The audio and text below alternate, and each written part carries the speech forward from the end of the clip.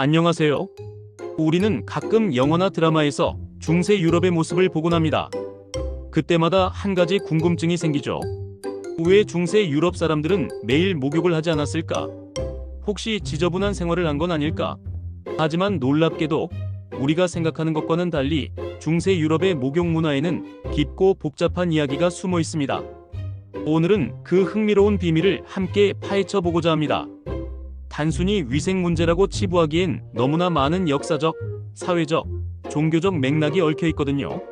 그 시대를 살았던 사람들의 마음과 삶을 이해하는 시간이 되기를 바랍니다. 중세 유럽, 약 5세기부터 15세기까지 이어지는 긴 시간 동안 인류 문명은 격동의 변화를 겪었습니다. 로마 제국에 웅장했던 문명이 서서히 저물고 새로운 질서가 형성되던 시기였죠. 로마인들은 목욕을 사랑했습니다. 그들에게 목욕은 단순한 위생을 넘어선 사회적, 문화적 활동이었습니다. 거대한 공중 목욕탕에서 사람들은 몸을 씻고 사교를 즐기고 심지어 사업을 논하기도 했습니다. 따뜻한 물에 몸을 담그고 증기를 쐬며 하루의 피로를 풀고 운동을 하거나 책을 읽기도 했죠. 그야말로 삶의 일부이자 도시 문명의 중요한 축이었습니다. 하지만 서로마 제국이 붕괴되면서 이 모든 것이 송두리째 흔들리기 시작했습니다. 찬란했던 로마의 도시들은 폐허로 변했고 그 안에서 빛을 발하던 공공위생시설들, 즉 거대한 수도 시설과 목욕탕들은 더 이상 관리되지 못하고 잊혀져 갔습니다. 도시의 인프라가 무너지면서 목욕을 위한 기본적인 조건 자체가 사라져버린 것이죠. 이는 비단 목욕 문화만의 문제가 아니라 당대 유럽 사회 전체의 퇴보를 보여주는 단면이었습니다. 사람들은 흩어지고 이전의 공동체적 삶은 농촌 중심의 소규모 형태로 재편되었습니다. 이러한 사회적 변화 속에서 과거에 번성했던 도시 문화와 함께 공중목욕탕 문화 역시 중요성을 잃어버리게 된 것입니다. 하지만 로마 제국의 붕괴만이 유일한 이유는 아니었습니다. 중세 유럽의 정신세계를 지배했던 기독교의 영향 또한 지대했습니다. 중세 초기 기독교는 육체적 쾌락보다는 영적인 순결과 구원을 훨씬 더 중요하게 여겼습니다. 몸을 씻는 행위 자체를 죄악시한 것은 아니지만 공중목욕탕과 같은 장소는 종종 방탕함이나 비도덕적인 행위가 일어날 수 있는 곳으로 인식되었습니다.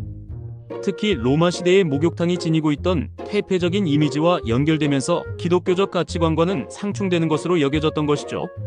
신앙심이 깊은 사람들은 육체적인 청결보다는 영혼의 순결에 더 집중했고 이는 자연스럽게 목욕에 대한 사회적 인식을 변화시키는 결과를 가져왔습니다.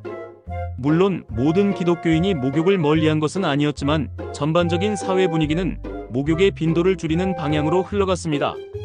종교적인 영향과 더불어 흑사병이라는 인류 역사상 가장 끔찍한 재앙이 중세 유럽을 덮치면서 목욕에 대한 사람들의 인식은 극도로 부정적으로 변하게 됩니다.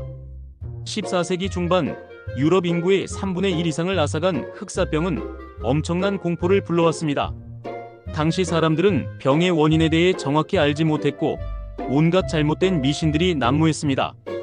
그중 하나가 바로 물과의 접촉이 질병을 유발한다는 믿음이었습니다. 목욕을 하면 피부의 모공이 열리고 그 열린 모공을 통해 병균이 몸속으로 들어온다고 생각했던 것이죠. 흑사병의 창궐은 목욕을 씻김의 행위가 아닌 오히려 병에 걸리기 쉽게 만드는 위험한 행위로 둔갑시켰습니다. 이러한 공포와 오해는 목욕을 피하고 마른 천으로 몸을 닦거나 향수를 사용하여 냄새를 가리는 방식이 일반화되는 데 결정적인 영향을 미쳤습니다. 사람들은 씻지 않는 것이 오히려 안전하다고 믿게 된 것입니다. 이 시기에는 개인위생에 대한 개념 자체가 지금과는 많이 달랐습니다. 병의 원인을 미생물이나 위생과 연결짓기보다는 신의 벌이나 나쁜 공기 또는 몸의 체액, 불균형과 같은 추상적인 개념에서 찾았기 때문입니다. 또한 15세기 말에는 콜럼버스가 신대륙을 발견하면서 또 다른 치명적인 질병, 바로 매독이 유럽에 유입되었습니다. 매독은 주로 성적인 접촉을 통해 전염되지만 당시 공중목욕탕은 단순히 몸을 씻는 곳을 넘어선 복합적인 공간이었기에 매독의 확산에 한몫을 했습니다. 공중목욕탕에서 매독이 전염되는 사례가 늘어나면서 사람들은 공중목욕탕을 더욱 기피하게 되었고 이는 결국 수많은 공중목욕탕이 문을 닫는 결과로 이어졌습니다. 질병에 대한 오해와 새로운 질병의 출현이 목욕 문화를 더욱 위축시킨 것이죠. 이처럼 중세 유럽의 목욕 빈도 감소는 단순한 게으름이나 무지 때문이 아니었습니다. 로마 제국의 붕괴로 인한 도시 인프라의 약화, 기독교가 지향했던 영적 가치관, 그리고 흑사병과 매독과 같은 치명적인 질병에 대한 오해와 공포가 복합적으로 작용한 결과였습니다. 하나의 원인이 아니라 여러 겹의 역사가 얽혀 만들어진 시대적 풍경이었던 것이죠. 하지만 우리가 여기서 간과해서는 안 될 중요한 사실이 있습니다. 중세 유럽이 무조건 지저분했다는 것은 오해라는 점입니다. 영화나 드라마에서 묘사되는 것과는 달리 실제 역사 속 중세인들은 생각보다 훨씬 더 깨끗하게 살려고 노력했습니다.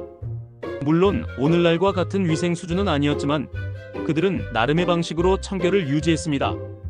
모든 사람이 목욕을 멀리한 것도 아니었고 지역과 계층에 따라 목욕 문화는 다르게 나타났습니다. 예를 들어 수도원에서는 청결이 중요한 덕목이었고 수도사들은 정기적으로 목욕을 했습니다. 귀족들 역시 개인적인 목욕시설을 갖추고 몸을 씻었습니다. 또한 흑사병 이전에는 여전히 공중목욕탕이 존재했으며 사람들은 이를 이용하기도 했습니다. 중세시대에도 목욕 문화가 완전히 사라진 것은 아니었습니다. 오히려 십자군 전쟁을 통해 이슬람 문화가 유럽에 전파되면서 목욕 풍습이 다시 부활하는 계기가 마련되었습니다. 이슬람 문화권은 예로부터 청결을 중요시하고 목욕 문화를 발달시켜 왔습니다. 십자군 전쟁은 단순히 영토를 정복하는 전쟁이 아니라 동서양의 문화가 교류하는 통로가 되었습니다. 서양인들은 동방의 발전된 위생 문화와 목욕 풍습을 접하게 되었고 이는 유럽 사회에 새로운 영향을 미쳤습니다. 공중목욕탕이 다시 생겨나고 사람들의 위생에 대한 인식이 점차 바뀌기 시작한 것이죠. 물론 그 변화는 서서히 이루어졌지만 십자군 전쟁은 유럽 목욕 문화의 역사를 다시 쓰는 중요한 전환점이 되었습니다. 결론적으로 중세 유럽에서 매일 목욕을 하지 않았던 이유는 단 한 가지가 아니었습니다. 로마 제국의 쇠퇴와 함께 공공 인프라가 무너지고 기독교적 가치관이 육체적 청결보다는 영적 순결을 강조했으며 흑사병과 같은 치명적인 전염병이 물과의 접촉에 대한 잘못된 공포를 심어주었습니다. 매독의 확산 역시 공중목욕탕의 쇠퇴를 가속화했습니다. 이러한 복합적인 요인들이 중세 유럽의 목욕 문화를 변화시킨 주된 원인이었습니다. 하지만 중요한 것은 중세 시대에도 목욕이 완전히 사라진 것이 아니며 시대와 지역에 따라 그리고 계층에 따라 그 양상이 매우 다양했다는 사실입니다. 우리가 흔히 상상하는 것과는 달리 중세인들은 그들 나름의 방식으로 청결을 유지하려 노력했고 흑사병 이후 잠시 위축되었던 목욕 문화는 십자군 전쟁을 통해 다시 부활의 조짐을 보였습니다. 역사는 단편적인 사실들의 나열이 아닙니다. 그것은 수많은 사람들의 삶과 생각, 그리고 그들을 둘러싼 환경이 복잡하게 얽혀 만들어낸 거대한 테피스트리와 같습니다.